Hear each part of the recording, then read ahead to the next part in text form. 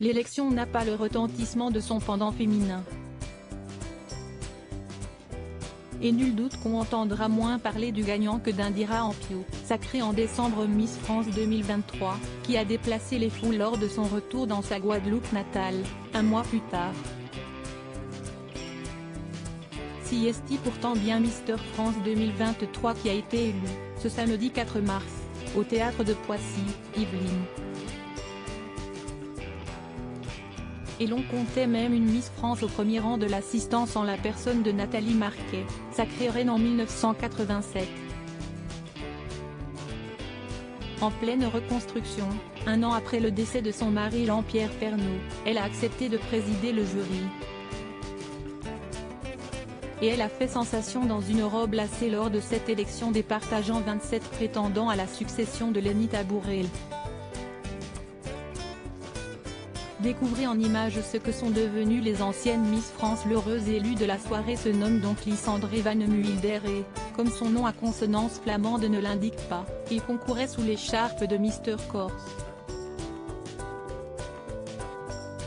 Âgé de 22 ans, ce grand blond et 1,87 m pour 88 kg est originaire de Porticcio, près d'Ajaccio. Diplômé d'une licence en STAPS, sciences et techniques des activités physiques et sportives, il est coach sportif et moniteur de plongée. Après avoir touché à tout, j'étais dans différents milieux comme la menuiserie, la restauration, et j'aimerais bien aussi m'orienter vers le mannequinat et tout ce qu'il y a dans ce milieu-là, a-t-il confié à Corse Matin. Et bien qu'il adore poser torse nu sur son compte Instagram, le jeune homme a affirmé à nos confrères avoir postulé pour vaincre sa timidité. Taille minimale et célibat de rigueur. Créée en 1993, l'élection de Mister France comporte, comme son pendant féminin, des règles précises. Les candidats doivent avoir entre 18 et 30 ans, mesurer au moins 1,75 m, être célibataire et sans enfant. Comme ces dames, ils ont droit à un voyage préparatoire. Cette année, cela s'est passé à Praia, au Cap-Vert, avec test de culture générale et, lors de l'élection, ils assurent 3 passages sur scène, torse nu, en maillot de bain et en costume. L'élection avait fait parler d'elle en 2003.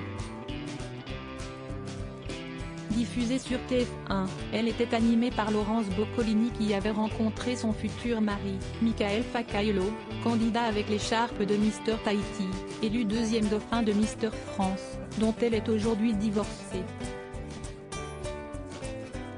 Crédit photo, Marc Ossé Lacroix. Best Image.